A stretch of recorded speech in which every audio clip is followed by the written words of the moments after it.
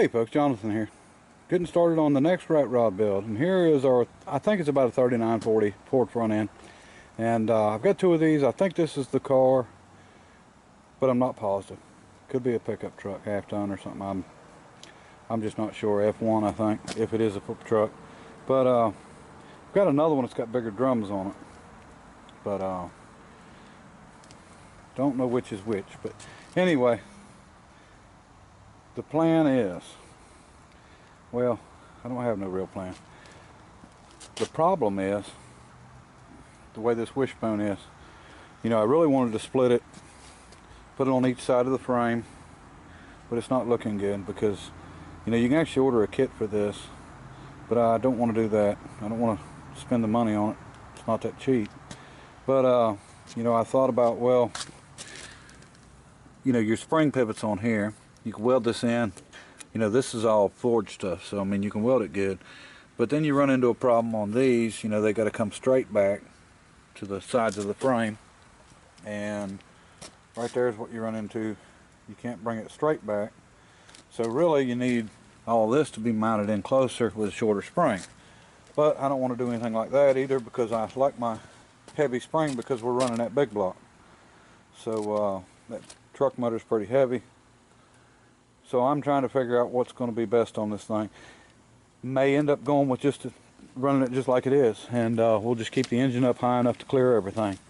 You know, I don't want to do any pre-fitting of it, because I'd have to take the front end out of the Jeep truck, or the Willys truck, and you know, that wouldn't be fair in my eyes anyway. You know, we can work on the parts, we just can't work on the actual truck itself. So I'm going to do some figuring on this and see what we can do. Maybe measure where we want to put this, where this is going to end up at, and then where our front of our engine is going to be, and where it's going to put that on the engine. Because the engine is, you see the pan sticks down pretty good, and that's what we're going to be doing. We're going to be working on that front end, trying to get it ready. I am going to go ahead and pull off and see what we can do on the brakes. We're going to have so much fabricating on this next one that I want to get done on the parts as much as I can, and then like I said, we just won't touch the truck, and we'll try to get everything as ready as we can. I'm going to go ahead and normally I wouldn't do this, but I'm going to mount the two front wheels, which are right there on the front. And the reason I'm going to do this, check for the clearance and stuff. And you can see how close that tire is, and it's just got stops on it, I guess. Kind of a weird way of stopping it, but anyway. And this has got crossover steering, so the steering comes over, steering gear box, the pitman arms on the bottom, and would be pushing back and forth like this. So we've got a 57 Chevrolet steering box, which has a good drop to it. You know, if you mount it on the side of the frame, it'll drop down low.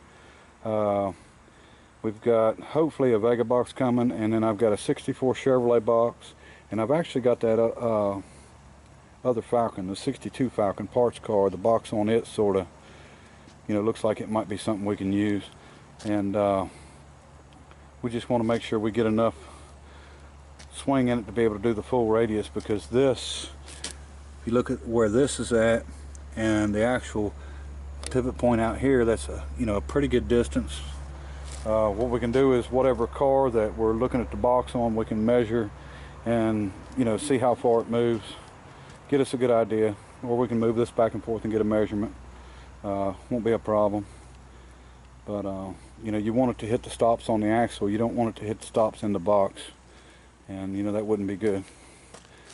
So we'll get at it, try to get these wheels changed out, maybe check the brakes while I'm at it. Alright, show you more. Okay folks, we've got the drums pulled off of it. Looks like it was redone just like I thought it was.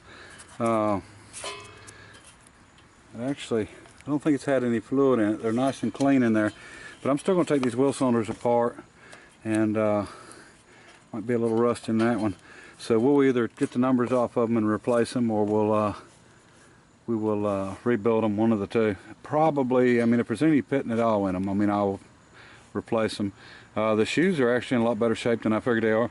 They're riveted on, and I think somebody had redone this front end, and this is what it is. And I don't even think, besides me spinning it, that they've done anything. So we'll check this out real good, make sure nothing's brittle or on the brake shoes. I like them slide-on drums. I think the drums have been turned, but they're pretty low, so we'll just clean them up, make sure we can adjust them out to where they're going to stop good. And we'll check the other one out. Yeah, they're both about the same, but they feel really good. Somebody's just turned them, I'm sure. So we'll get it cleaned up. We'll try these wheels out on it and make sure they're clear. All right. Okay, we've got the new ones on. Actually got quite a bit of clearance. Really surprised me. About 2 inches there. So I think we're going to be all right. A little more there, just from the stops, where they got the stops at. But I actually think this stop is bent, is what it is. Might want to work with that a little bit. Hopefully we won't break it off. But looks like the stop is what also holds the kingpin in. But like I said, they're in really good shape, so I think we're fine there. Okay, we just got to figure out how we're going to go about doing this, and whether I'm going to come up with a ball to be able to socket to be able to put it in the center with a cross member, or if we're going to split it. So we'll just keep at it. Now I didn't give it $5 for this front end. I went back and looked at my auction paperwork. I gave $5 for it, so I mean, you know, I don't have any money in it, so I'm not hurt. And the rims I bought, I gave $20 for the whole set from the same auction. And the tires actually came off of a junk car that I had, so you know, we're not spending any money here. I figured the 2 rims would be 10 bucks in the front end, so we got $15 in what we got here. And of course, changed tires myself, so no money there. All right. Keep at it here. Okay, the Jeep that we're using is actually already it's got a V8 belt housing on it because it had a V8 in it. Now these mounts, of course, are not going to work. If you look at the engine, this mount's wider than this one, so it's offset over to one side, and it done that for the drive shaft. But we're going to put it all back center, so you know, them mounts are not going to be used. The frame is actually boxed up pretty good. I mean, it's not bad. So I think we're not going to have any trouble with that holding. Here's what we got. Right here is where our actual grill mounts, and in the front. And everything here is sticking out. We're going to actually add in the cross member right in here. And just in front of this mount. And that's what the front end is going to go on. So there'll be a tab coming off the front of it, so it'll be out in front of it. So what I'm going to try to do is measure from where the bell housing's at. You figure that's the back of the engine, up to about where we're going to have it, and I'm looking at about between 44 and 45 inches. So that gives us an idea of where the back of the engine is going to be, and then we can measure up the engine and see where the front of it's at, and then get a comparison to where it's going to be on our axle and stuff. All right. Okay. So what we're going to do is go from the center of this, and we're going to go 44, 45 inches. So right there is about where the engine's going to mount. And I know darn well it's going to put us all in the pan, but we're going to, that's not good at all. Okay folks, I've sort of put the front end on hold here. I'm trying to debate and decide on what to do. Not sure how I'm going to do it yet. Kind of a aggravation, but I want to keep that 5-lug pattern. We've already got something with decent brakes, or something we can work with. So one way or the other, we're going to use it. Plus, we don't have much money yet.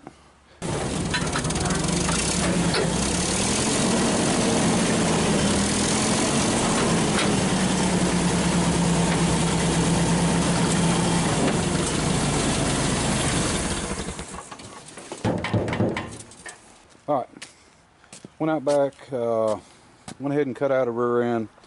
This is the one we're going to use. It's and the reason that I'm using this particular rear, I've actually got a 9-inch I'd rather use, but it's not wide enough. The Willys frame really kicks out real wide at the back, and so I had to have something wide enough that the tires was going to clear the frame, and the springs mount directly under the frame instead of to the the side of the frame. So this is 57 inches from inside of drum to inside of drum, or backing plate to backing plate, and the rear end that's in it goes 58, so ½ inch on each side narrower, but the drums are wider, so that's going to make a difference. The brakes on old stuff was usually a little narrow stuff, and this is probably 2.5 or 2 3/4 brakes. Anyway, this is an 8.8 forward rear end out of a 88 model Ford truck, and it's 308 gear. I'd much rather have something geared lower and something with a good posi unit, but we've got to use what we've got. So one thing I do have to do, we'll cut the shock mounts off, because the shocks actually mount on the plates on the Willys, and these perches will have to come off and get moved to the bottom. I'll either buy a set, they're only about 12 bucks, or cut these off and reuse them. But the reason is the leaf spring, the rear end mounts under the leaf spring on the Ford truck. It mounts above the leaf spring on the Willys. If we mounted it under it, it would sit way too high, so we've got to put the rear end back in above the spring. So we'll get that changed around and ready, get it measured out for the width, and we'll have to come up with a drive shaft, a steel drive shaft. That was an aluminum drive shaft, and I went ahead and cut it because it was dented anyway, and so it really didn't matter. We will go ahead and we'll get that off of there, and I'll find a drive shaft with that style yoke. And then of course we're running a 350 turbo, so the yoke and the front section of the drive shaft will be no problem. We just got to find something that sort of matches up close, where the day of the build we can build the drive shaft and have it in, and I don't think it's going to be a big issue. Okay folks, I pressure washed the rear end and got it pretty clean. What I'm doing now is I'm going to cut off, these are the shock mounts, I've cut them off. I'm going to cut the perches off, because the perches are going to be on this side. This goes over the spring, and it's got to be 47 3/4, but what we're going to do, we're not going to weld them on. I'm just going to clean the axle up and get it ready. That way when we bolt it into the truck with the U-bolts, we can actually set our pinion angle, and then we'll weld it. And I could guess at it here, but it's going to be a little bit tough, so better off to our new weld on perches, we'll lay them on, we'll put the U-bolts on, get everything ready, and then once we get it up in there, we can weld it good. And if we have to, we can weld it and then lift it back up enough to get good welds in there on it. Okay, I've also figured out what we're going to do on the front end here. I'm actually going to come back, and it's going to be about 5 inches back, and I'm going to cut it, and I'm going to bend that straight out, or bring it out, and re-weld it. And then I've got weld bungs coming, which will, once this is cut, we'll slide up in here, we'll weld them in, and then we'll have heim joints on the ends. One will go on each side of the frame. I think it'll clear just fine like that. And what we'll do is we'll set it up to where the tire comes in close to it but don't touch it. And I don't really like doing it that way, because when you flex, it tries to twist these, but I mean, people's been doing it for years. We can get by with it. I'd rather it pivot in the center like this, but we're just not going to have room. There's no way around it. So I'm going to do that and get the wheel cylinders on the way, and we should be able to get this taken care of pretty quick. Well, it looks like we're going to redo the back brakes on this thing. It's a little wet where I sprayed in there and got water in it, but that's not the problem. I don't know if you can see inside there all that crap falling out of the wheel cylinder.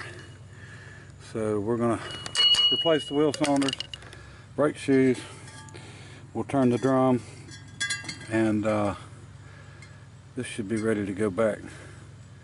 So we'll go ahead and do it while it's on these jack stands, and then we won't have to worry about it. That'll be ready. And I've got everything cut off perch wise. I just got to grind them, clean them up, and got the drive shaft, what was left of it, off of it.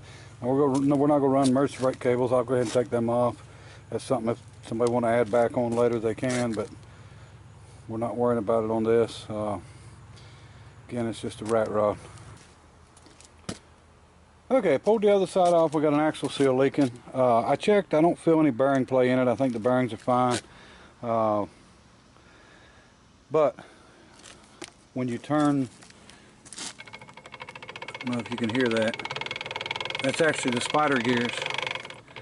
So what I've done is I called a buddy of mine. He's actually one of the builders, and he's got a 373 gear and a posi unit that we're going to put in this rear end. So we're going to go ahead and use this rear end and housing.